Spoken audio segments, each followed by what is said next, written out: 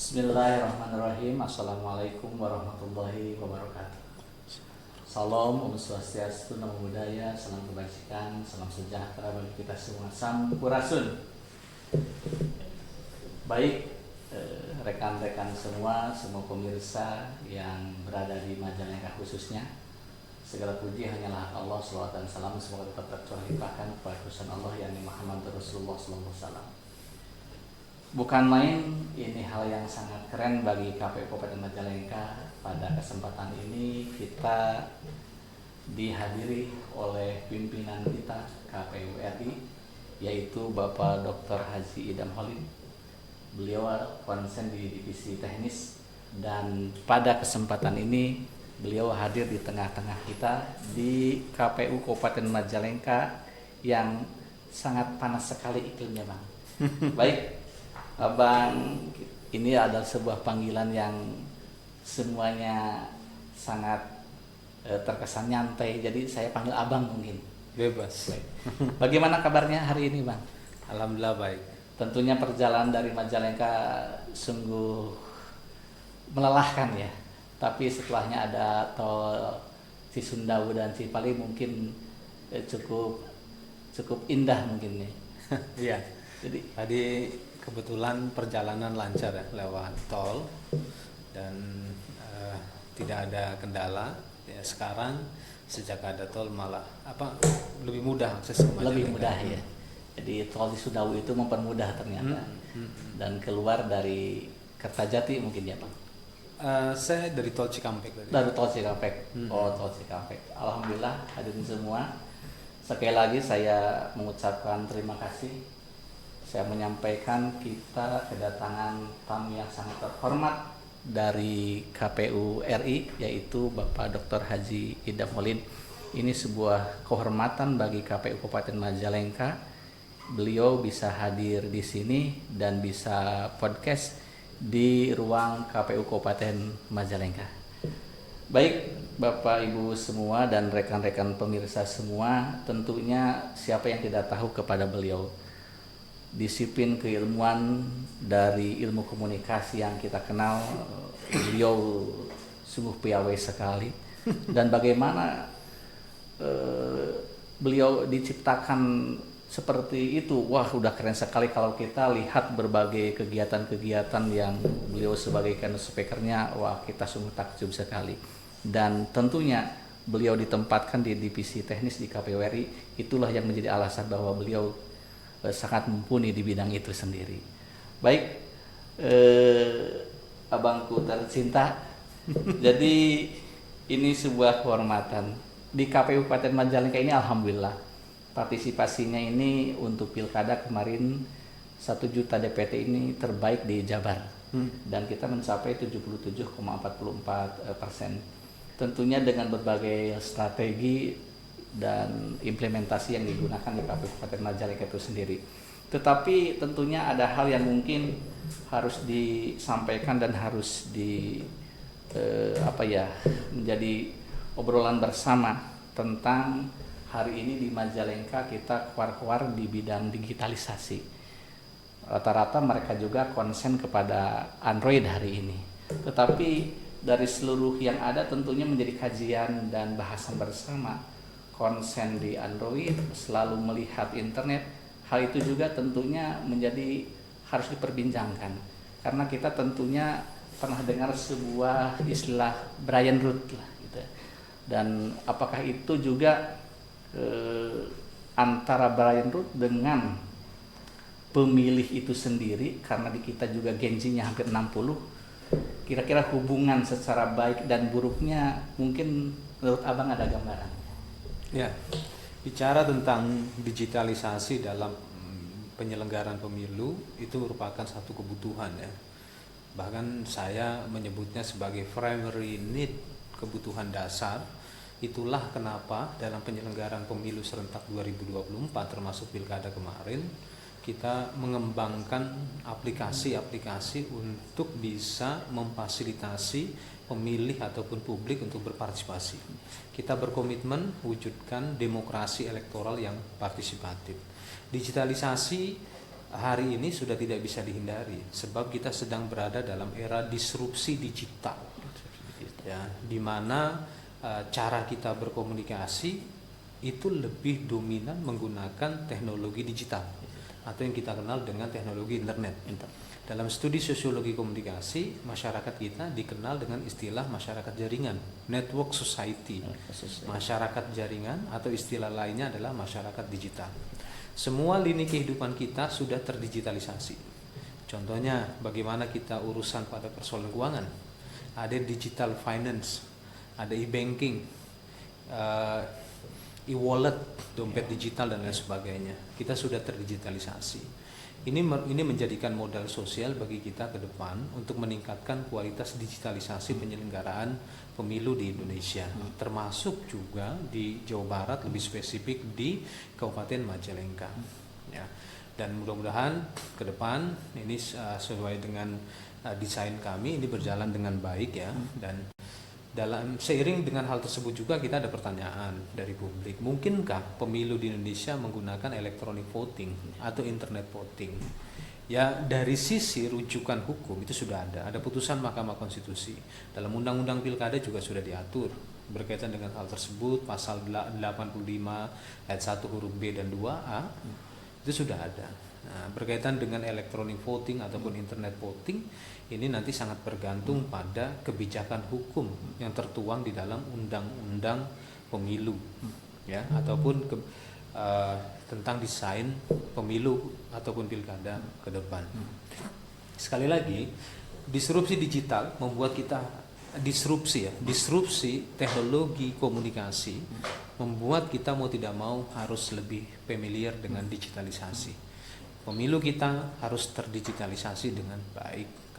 Kami melihat dengan digitalisasi ini menciptakan satu ruang di mana pemilih berpartisipasi tanpa batas. Ketika pemilih membutuhkan informasi, cukup mengakses jaringan internet, laman ataupun medsos yang dimiliki. Ya.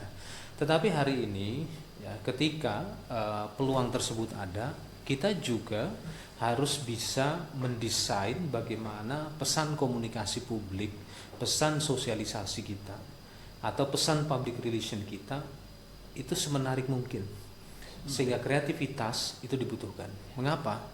Karena kita seringkali pesan-pesan yang dibuat itu perlu dievaluasi kembali. Sebab apa?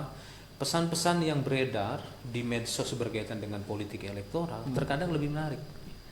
Bagaimana TikTok, ya, bagaimana Instagram, sehingga seringkali saya ketika bertemu dengan rekan-rekan di daerah, mari kita tingkatkan kreativitas kita dalam desain komunikasi publik kita.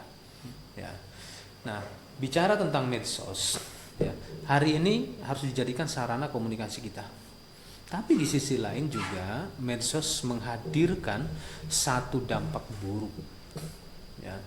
Apa dampak buruk tersebut? Dalam riset-riset berkaitan dengan perilaku penggunaan medsos itu salah satunya adalah brain rot. Brain rot ini adalah dampak negatif dari kehadiran medsos, yang dimana pengguna medsos itu mengalami gangguan neurologis.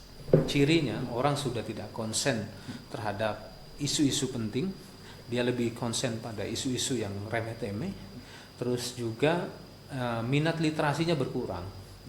Ya, daya kritisnya juga berkurang. Itu ciri-ciri dari orang mengalami brain rot.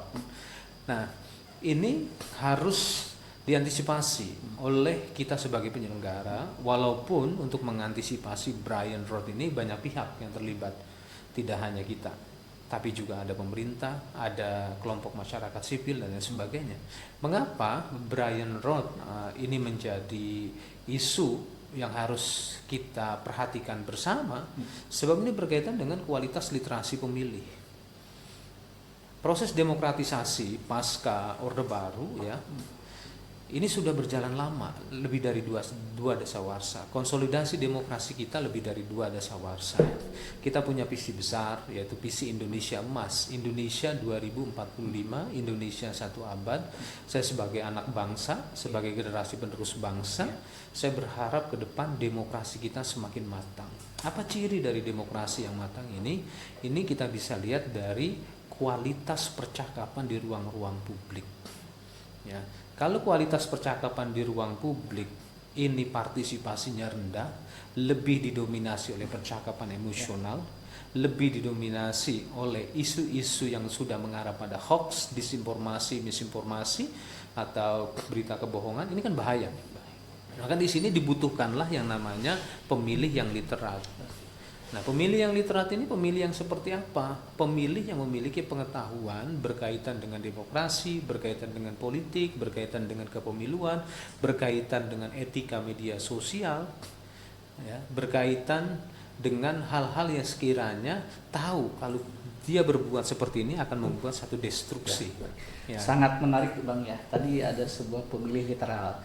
Kan di sisi lain ini tentang digitalisasi kita sangat perlu. Di sisi lain juga ternyata ada kecenderungan negatif. Nah, saya ingin sedikit menarik dari sebuah pemahaman Imam Ghazali tentang pemilih ya. Di sana ada pemilih yang berilmu dan dia tahu dia berilmu. Ada pemilih yang berilmu tapi dia tahu tidak berilmu. Ada pemilih yang dia tidak berilmu dan dia juga tahu bahwa dia tidak berilmu. Ada pemilih yang tidak berilmu dan dia juga tidak tahu bahwa dia tidak berilmu. Nah, ini sangat menarik. Artinya ada sebuah kewajiban di tingkat pemilih itu. Jangan-jangan mereka diwajibkan memilih itu karena dia tidak berilmu dan dia tidak tahu bahwa dia tidak berilmu gitu, Bang. Ya. Jadi seperti apa tuh, Bang? Tantangan kita hari ini adalah bagaimana mengkultivasi kesadaran konstitusional. Apa hubungannya pemilu dengan kesadaran konstitusional? Karena adanya pemilu itu karena adanya konstitusi. Pada saat kita baca konstitusi, ada hal yang paling penting untuk kita pegang, itu pada persoalan negara didirikan berdasarkan kedaulatan rakyat. Paragraf keempat Undang-Undang Dasar 1945, maksud saya pembukaan Undang-Undang Dasar 1945. Di sana jelas kedaulatan rakyat. Negara ini adalah negara berdasarkan kedaulatan rakyat. Siapa yang berdaulat? Rakyat. Pada saat apa dia berdaulat? Salah satunya adalah pada saat dia menentukan calon wakil legislator, calon pemimpin, baik calon presiden ataupun calon kepala daerah beserta pasangannya. Di saat itulah dia berdaulat, sungguh-sungguh berdaulat, di mana negara menjamin kebebasannya untuk menentukan siapa yang harus dipilih. Tapi terkadang masyarakat kita atau pemilih kita mengalami permisif. Pemilu hanya dianggap sebagai agenda ritual 5 tahunan. Ya, pemilu hanya dianggap sebagai satu kebiasaan di lingkungan sosial. Kalau nggak datang ke TPS, ya ada rasa tidak enak, ada keterikatan sosial. Ya, karena faktor misalnya tokoh di sekitar meminta agar dia datang ke TPS, atau karena Pak RT, Pak RW akhirnya dia datang ke TPS. Ya tentunya hal tersebut juga tidak salah-salah banget ya. Nah, yang ideal orang ikut berpemilu, orang datang ke TPS itu harus berangkat dari kesadaran konstitusional, di mana suara yang dimiliki oleh dia sebagai pemilih itu sangat menentukan masa depan bangsa dan negara, sangat menentukan daerah ini. Izin Bang, kalau ada yang bertanya apakah memilih itu wajib? Nah, kalau ada yang bertanya begitu nih di bawah. Di Indonesia itu kebijakannya sampai hari ini, kebijakan hukumnya memilih adalah hak. Memilih adalah hak. Di beberapa negara ada mengambil kebijakan hukum, memilih adalah kewajiban. Jadi memang ada perbedaan. Ketika memilih adalah hak, voting is right, maka titik tekannya adalah kesadaran. Itulah kenapa tadi saya ingin meng-highlight, ingin menggarisbawahi, mari kita perbaiki, kita tingkatkan kualitas kesadaran konstitusional kita. Salah satunya adalah berkenaan dengan paham di mana pemilih, dalam hal ini rakyat, itu berdaulat di negara ini. Nah, paham ini sangat penting karena ini berkaitan dengan kemandirian pemilih dalam menentukan pilihan politiknya. Kenapa dalam studi perilaku pemilih itu ada konsep teoritis yang menjelaskan tentang bagaimana pengaruh lingkaran sosial, social circle itu mempengaruhi pilihan politik pemilih? Itu karena memang kesadaran konstitusionalnya ada masalah. Kalau dia kuat di kesadaran konstitusional, maka dia memilih sesuai dengan apa yang dia yakini, apa yang dia pahami, ya, apa yang diharapkan ke depan. Itu. Ya, mungkin apa yang saya sampaikan ini terlalu idealis, tapi itulah yang harus kita capai bersama. Ini menjadi tantangan kita bersama. Ya. Negara ini adalah negara demokrasi, negara berdasarkan kedaulatan rakyat, maka itu dulu kita perbaiki.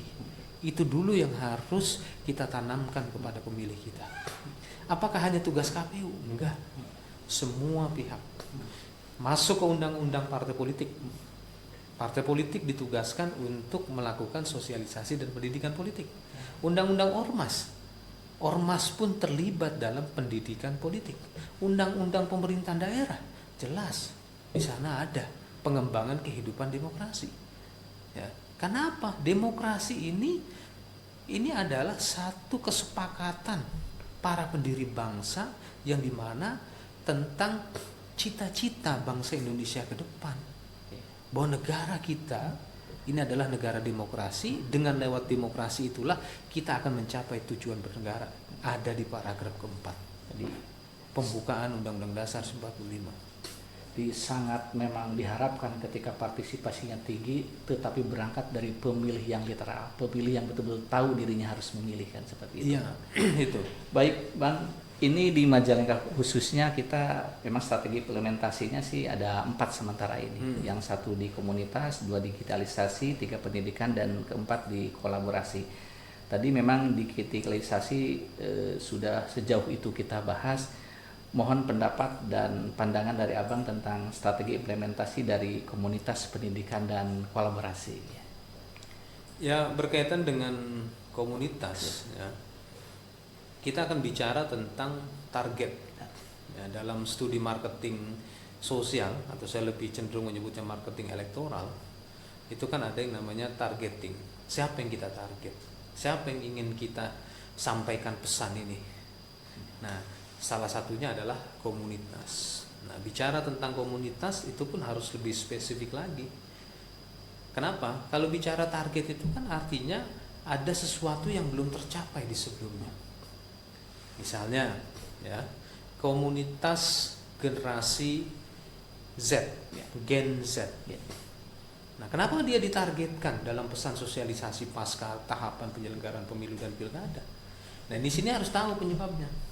Apakah memang generasi Z dari sisi kuantitas itu belum maksimal dalam partisipasinya? Partisipasi di sini tidak hanya dalam penggunaan hak pilih di TPS, tapi ada partisipasi dalam pemutakhiran daftar pemilih, ada partisipasi dalam pencalonan, ada partisipasi pada saat masa kampanye. Itu harus dievaluasi terlebih dahulu. Nah, mengapa? Karena data berkaitan dengan partisipasi yang sesungguhnya dari komunitas ini penting. Atau misalnya komunitas-komunitas lainnya, komunitas budaya, ya. Apakah komunitas penggiat budaya ini penting? Nggak penting. Demokrasi Indonesia itu harus dihidupkan dengan kebijaksanaan lokal. Mengapa? Semboyan bernegara kita adalah Bhinneka Tunggal Ika, dan kebijaksanaan lokal ini kaya sekali. Apalagi Jawa Barat, Sunda, semakin digali semakin luar biasa, dan kita akan semakin kagum dengan kebijaksanaan lokal para leluhur, para pendahulu kita. Nah, cuma sayangnya yang ini kurang dieksplorasi, ya, kurang didalami dan kurang disampaikan. Bagaimana yang namanya slogan Siliwangi? Ya. Sili Asa, Sili Asi, Sili Asu. Nah, itu disampaikan nggak ini dalam kegiatan sosialisasi? Slogan itu kan jelas di sana menjelaskan tentang bagaimana tidak sekedar kita harus menciptakan harmoni sosial, tapi juga harus mencerahkan, harus edukatif, benar nggak? Betul. Tapi nggak tereksplorasi. Itu. Dan saran saya dalam rekan-rekan mendesain komunikasi sosialisasi, maka sebaiknya gunakanlah pendekatan budaya.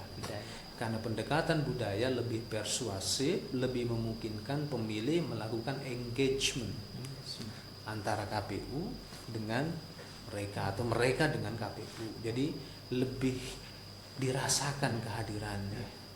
Ya, saran saya pendekatan kultural ini penting. Sunda memiliki nilai-nilai atau kebijaksanaan yang luar biasa, itu harus dieksplorasi dan harus dihadirkan dalam konteks demokrasi elektoral di Jawa Barat. Begitupun pendidikan dan kolaborasinya, Bang. Ya, kalau pendidikan sudah pasti. Ya. Pendidikan bisa ditempuh jalur formal, pendidikan bisa ditempuh jalur informal. Dan kalau bicara pendidikan, pada kesempatan ini penting bagi saya ya, bagaimana rekan-rekan KPU Kabupaten Majalengka ini harus bisa membangun hubungan dan berkolaborasi dengan para tokoh agama. Ya. Kenapa tokoh agama penting? Kita mesti ingat, demokrasi Pancasila itu diawali dari sila pertama, ketuhanan yang Maha Esa. Ini menjadi sumber etik, sumber nilai-nilai etika dalam kita berdemokrasi elektoral. Misalnya begini, dalam kita bicara tentang politik uang, dalam agama Islam disebut rasyuah. Ya, di sana jelas ada hadisnya. Ya, bagaimana ulama seringkali menyampaikan, siapapun yang terlibat dalam praktek rasyuah, ya, itu jelas dalam pandangan agamanya benar. Iya. Ya, benar kan? Betul. Ya, terus dalam agama, kebetulan saya Muslim, ya, memilih pemimpin itu wajib. Dalam agama Islam, memilih pemimpin itu wajib. Nah, doktrin ini harus tersampaikan. Ini kan doktrin-doktrin religius yang setiap saat memang ada, cuma pada saat pemilu kurang tereksplorasi. Ini harus ditampilkan kembali. Itu saran saya dalam konteks bagaimana membangun kolaborasi dengan semua pihak, ya, baik dengan pendekatan komunitas ataupun pendekatan sosial lainnya, ya, mohon harus melibatkan tokoh-tokoh lokal. Ya. Disinilah tantangan bagi KPU Kabupaten Majalengka, bisa nggak mendesain dan mengimplementasikan strategi public relation dalam melaksanakan pendidikan politik atau sosialisasi pasca tahapan. Bahkan kalau perlu, kalau teman-teman yang Muslim ya, yang Muslim ini memang memiliki kompetensi dakwah yang cukup baik ya sekali-sekali teman-teman tampil sebagai khotib Jumat yang laki-laki. Khotib Jumat ya kan bisa kan? Nah, di sana bicara apa? Bicara tentang misalkan kesadaran pendidikan politik. Apalagi umat Muslim punya doktrin Iqra. Itu doktrin literasi. Nah, sampai sejauh mana kita membaca? Ya, lagi-lagi khutbahnya lihat dari TikTok itu, Bang, digitalisasi lagi itu. Jadi bukan main ini ya.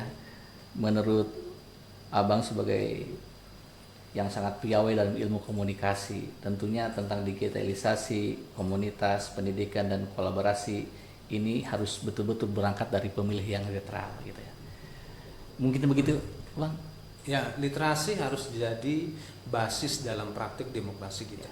Karena biasanya orang kalau tidak memiliki literasi cukup, apalagi hari ini lanskap politik kita masih post-truth, ya, pasca kebenaran yang ditandai seringkali ada disinformasi, seringkali ada misinformasi, dan bahkan hoax beredar di medsos. Itu kan indikator paling mudah dapat kita dapati. Artinya kita masih dalam era post-truth. Ya. Maka literasi harus menjadi kunci. Dan saya berharap teman-teman yang memiliki kewajiban melakukan kegiatan sosialisasi harus tampil mempelopori gerakan literasi demokrasi. Dan hari ini bicara saluran pesan atau sarana sosialisasi atau wahana pendidikan banyak sekali. Lewat medsos bisa. Nah, problemnya hari ini adalah sampai sejauh mana kita memiliki kompetensi komunikasi kreatif sehingga pesan-pesan kita di media sosial itu tidak membosankan, ya, sehingga pesan kita menarik. Gitu. Baik. Bukan main, ini sebuah pendidikan dan arahan yang sangat takjub bagi saya, Bang, khususnya untuk di Kabupaten Majalengka. Tentunya ini bisa juga nanti dilihat dan dicerna oleh teman-teman penyelenggara se-Indonesia dan khususnya teman-teman penyelenggara di Jabar dan di KPU Kabupaten Majalengka, yaitu ternyata partisipasi itu tidak sesederhana itu, tidak mudah.